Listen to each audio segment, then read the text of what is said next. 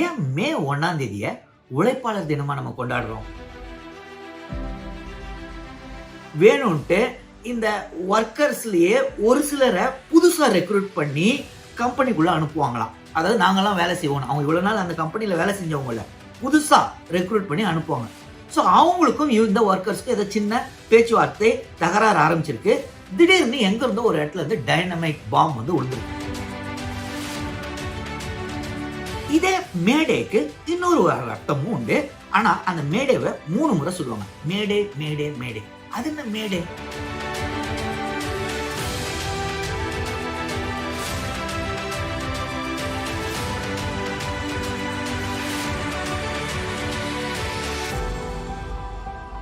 வணக்கம், இஸ்ரேல் ஜபசிங். ஏன் மே 1ஆம் தேதிய உழைப்பாளர் தினமா நம்ம கொண்டாடுறோம்? நிறைய பேர் என்ன யோசிப்பீங்கன்னா, இந்த ஒர்க்கர்ஸ் டே, அதாவது மே டே அன்னைக்கு நிறைய பேர் யூனியன் ஸ்டாஃப்லாம் பார்த்தீங்கன்னா அந்த கம்பெனிலலாம் ரெட் கலர் ஃபிளாக் எடுத்துட்டு போயிட்டு இருப்பாங்க. ஸோ இதற்கும் யூஎஸ்எஸ்ஆருக்கும் ஏதோ ஒரு சம்மந்தம் இருக்கு அப்படின்னு நிறைய பேர் நினைப்பீங்க. ஆனா இதற்கும் யூஎஸ்எஸ்ஆருக்கும் எந்த சம்பந்தமும் இல்லை. இன்ஃபேக்ட் இந்த மே டே ஆரம்பிச்சதுக்கு காரணம் ஒரு கேபிட்டலிஸ்ட் கண்ட்ரி, அதாவது யூஎஸ்ஏ தான். 1800 பாத்தீங்கன்னா அமெரிக்கால ஒர்க்கிங் ஹவர்ஸ் எவ்வளவு இருக்கணும், அதாவது ஒரு நாளைக்கு ஒரு ஒர்க்கர் 12 இருந்து 15 மணி நேரம் ஒர்க் பண்ணணுமா. ஸோ இதற்கு எதிராக நிறைய போராட்டங்கள் ஆரம்பிச்சது. 1884ல ஒரு பெரிய லெவல்ல போராட்டத்தை கொண்டு போனாங்க. அப்போ ஆகஸ்ட் ஸ்பைஸ் அப்படின்ற ஒரு யூனியன் லீடர் சிகாகோ, அமெரிக்கால உள்ள சிகாகோல போராட்டம் நடத்தி கொண்டிருந்தார். அவரும் நிறைய ஒர்க்கர்ஸும். அப்பெல்லாம் அவங்களுடைய டிமாண்ட் என்னன்னா, இந்த மாதிரி 12 இருந்து 15 மணி நேரம் எங்களை வேலை வாங்கக்கூடாது.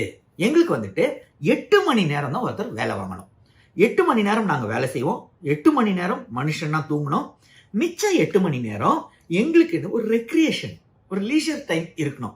ஸோ 8 hours a day தான் ஒர்க் இருக்கணும் அப்படின்னு போராட்டங்கள்ல ஈடுபட்டாங்க. இது என்னன்னா, அப்போ உள்ள அந்த கம்பெனிகள், அதாவது கேபிட்டலிஸ்ட்லாம் இது ரொம்பவே எதிர்த்தாங்க. அது எப்படி 12 இருந்து 15 மணி நேரம் ஒர்க்கர்னா வேலை செய்யணும், இவங்க என்னன்னா சோம்பேறி பயல்வ 8 மணி நேரம் தான் வேலை செய்வாங்களாம் அப்படின்ட்டு இவங்கள நிறைய யூனியன் லீடர்ஸ் எல்லாம் சஸ்பெண்ட் பண்றது, வேலையை விட்டு தூக்குறது, இந்த மாதிரி நிறைய, அதாவது ரொம்ப அவங்களுக்கு ஆள் வச்சு அடிக்கிறது, இந்த லெவலுக்கு போயிருக்காங்க அப்போ உள்ள கம்பெனி ஓனர்ஸ். ஆனா இந்த போராட்டம் தொடர்ந்துகிட்டே இருந்திருக்கு. 1884ல கடைசியில என்ன முடிவு பண்ணாங்கன்னா, நாங்க இன்னும் உங்களுக்கு 2 வருஷம் தரோம். மே 1ஆம் தேதி 1886ல இருந்து எங்களுக்கு 8 hours a day தான் நாங்கெல்லாம் வேலை செய்வோம் அப்படின்னு டிக்ளேர் பண்ணிடுறாங்க. ஏன் மே 1 டிசைட் பண்றாங்க பாத்தீங்கன்னா, சாதாரணமா இந்த மாதிரி யூரோப்பியன் கண்ட்ரியா இருக்கட்டும், இல்ல வெஸ்டர்ன் கண்ட்ரி, அமெரிக்கா மாதிரி கண்ட்ரிஸ்ல எல்லாம் ஸ்பிரிங் டே அப்படின்னு மே 1 செலிப்ரேட் பண்ணுவாங்க. ஸோ அந்த மே 1ல இனிமேல் ஒர்க்கர்ஸ்க்கு 8 hours a day தான் 1886ல இருந்து நாங்க வேலை செய்ய போறோம் அப்படின்னு ஒரு 2 வருஷம் முன்னாடியே டிக்ளேர் பண்றாங்க. போராட்டங்கள் தொடருது.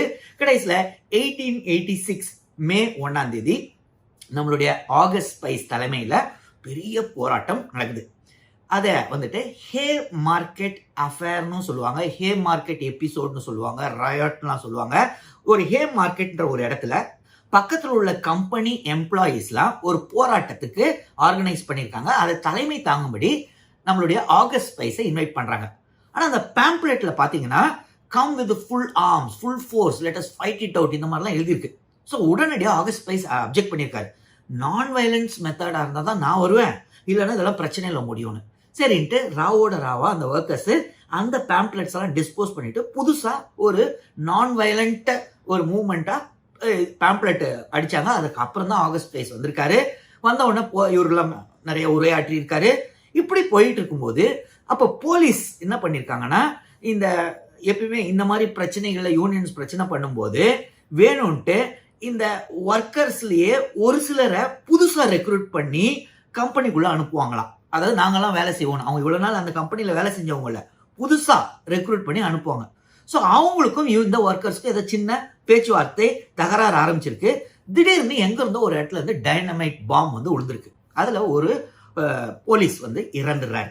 உடனடியா போலீஸ் தரப்புல இருந்து நிறைய துப்பாக்கி சூடு, இந்த சைட்ல இருந்து துப்பாக்கி சூடு, இது போலீசார் வந்து 6 பேர் இறந்துடுறாங்க. இந்த சைடும் நிறைய உயிரிழப்புகள்.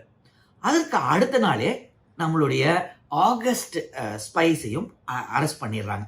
என்னன்னா என்ன குற்றம் சாட்டுறாங்கன்னா, இவரு பிளான் பண்ணாரு. இவரும் மற்ற யூனியன் லீடர்ஸும் இந்த மாதிரி ஒரு கலவரத்தை தூண்டுறதுக்கும் போலீஸை கொல்றதுக்கும் பிளான் பண்ணாங்கன்னு இவங்க மேல மர்டர் சார்ஜ் போட்டுடுறாங்க.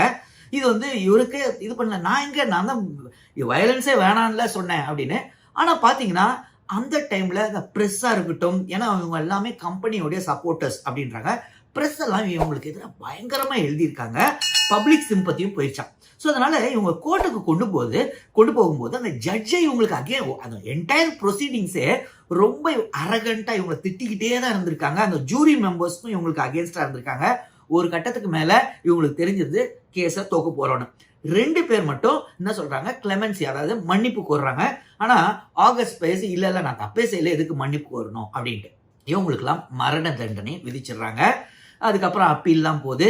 ஆனா ஒரு இடத்துல இவங்க ஜெயிக்கல. கடைசியில இவருக்கும் இன்னும் ஒரு சிலருக்கும் தூக்கு தண்டனை கொடுக்குறாங்க. ஸோ இந்த ஆகஸ்ட் பைஸ் இறந்தார். இதை வந்துட்டு அதுக்கப்புறம் இது கொஞ்சம் கொஞ்சமா தான் அதற்கு அப்புறம் உள்ள அதுக்கு அடுத்த வந்த கவர்னர் வந்துட்டு பாத்தீங்கன்னா ரியலைஸ் பண்றாரு பெரிய தப்பு நடந்து போச்சு ஜுடிஷியல் சிஸ்டத்துலன்ட்டு. அதுக்கப்புறம் கொஞ்சம் கொஞ்சமா ஆகஸ்ட் பைஸ் வந்துட்டு ஒரு நல்ல மனிதர்னு வெளியில தெரிய வருது. அதுக்கப்புறம் பின்னாளில் என்ன பண்றாங்க, 8 hours a day அப்படின்னு கொண்டு வராங்க.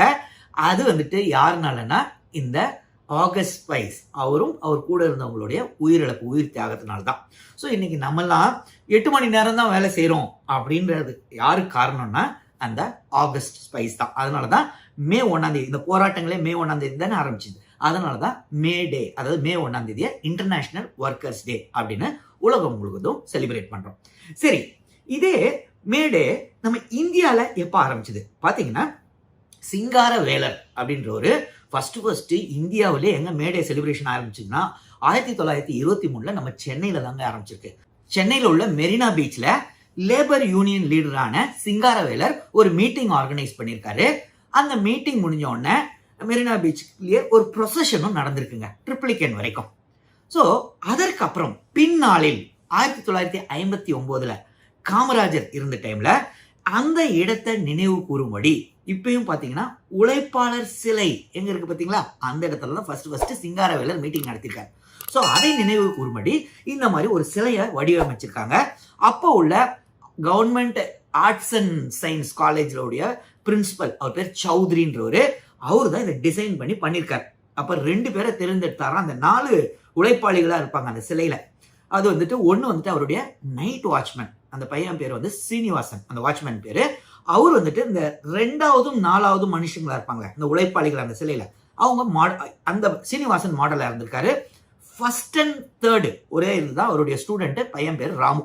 ஸோ இப்படிதான் நம்மளுடைய உழைப்பாளிகள் சிலை இன்னைக்கு கடற்கரையில இருக்கு. ஸோ இது எப்ப நடந்திருக்குன்னா காமராஜர் டைம்ல. சரி, இதே மேடேக்கு இன்னொரு அர்த்தமும் உண்டு. ஆனா அந்த மேடேவை 3 முறை சொல்லுவாங்க, மேடே மேடே மேடே. அது என்ன மேடே பாத்தீங்கன்னா, அந்த மேடேன்றது ஏர்கிராப்ட்ஸ், ஏரோப்ளேன்லயோ இல்ல ஷிப்ஸ்லயோ ஏதாவது ரொம்ப ஒரு பெரிய ஆபத்தை நோக்கி போறோம், உடனடியே எங்களை காப்பாத்துங்க, டிஸ்ட்ரெஸ் சிக்னலை கொடுக்கணும்னா மேடேன்னு 3 முறை சொல்லணுமா.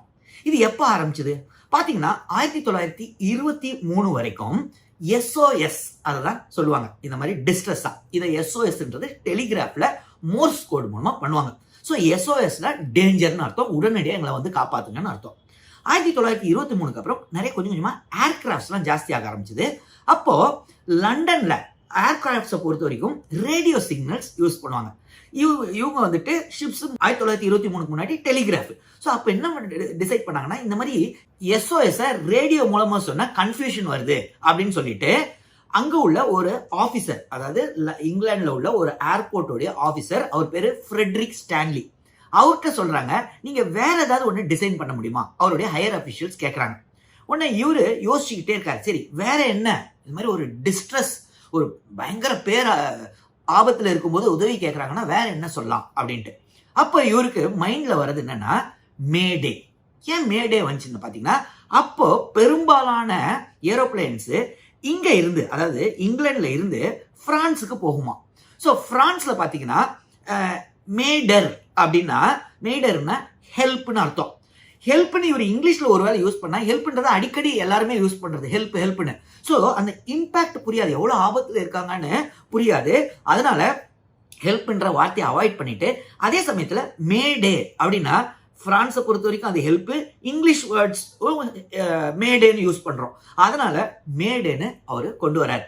ஸோ SOSன்றதுல இருந்து மேடே கொண்டு வந்தது யாருன்னா இந்த ஃப்ரெட்ரிக் ஸ்டான்லி தான். அது கொஞ்ச காலத்துல எல்லாருக்குமே பழகி 1927 இன்டர்நேஷனல் கான்ஃபரன்ஸ்ல அதை அக்செப்ட் பண்ணிடுறாங்க. ஸோ அதுல இருந்து மேடே மேடே மேடே அப்படின்னு 3 முறை சொன்னா அவங்க வந்து பெரிய ஆபத்துல இருக்காங்க, உடனடி தேவை அப்படின்னு முடிவாயிருக்கு.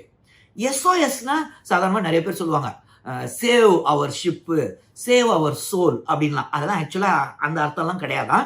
SOSக்கு மீனிங்கே கிடையாதான். இந்த SOS இந்த டெலிகிராஃப்ல பண்ணும்போது ஈஸியா குயிக்கா டிரான்ஸ்மிட் பண்ண முடியுமா. ஒருத்தர் ஆபத்துல இருக்கும்போது அவங்க குயிக்கா டிரான்ஸ்மிட் பண்றதுக்கு SOS கோடு ஈஸியா. ஸோ அதனாலதான் SOSன்னு சொல்லியிருக்காங்க. ஸோ இன்னைக்கு நம்ம இந்த வீடியோ மூலமா மே டே அப்படின்னா மே ஸ்பேஸ் விட்டு டே எழுதுனா, அதாவது மே தனி வார்த்தை டே தனி வார்த்தையா காமிச்சா அது வந்து உழைப்பாளிகள் தினம். ஆனா மேடே MAY DAY அப்படின்னு கண்டினியூஸா எழுதுனா அது வேற ஒண்ணும் இல்ல, அந்த ஏரோப்ளேன்லயும் கப்பல்லையும் யூஸ் பண்ற டிஸ்ட்ரெஸ் சிக்னல். சரி, இந்த வீடியோல உங்களுக்கு ஏதாவது டவுட் இருந்தா கமெண்ட்ஸ்ல எழுதுங்க, நான் கிளாரிஃபை பண்றேன். தொடர்ந்து இந்த சேனல் மூலமா சந்திப்போம். நன்றி, வணக்கம்.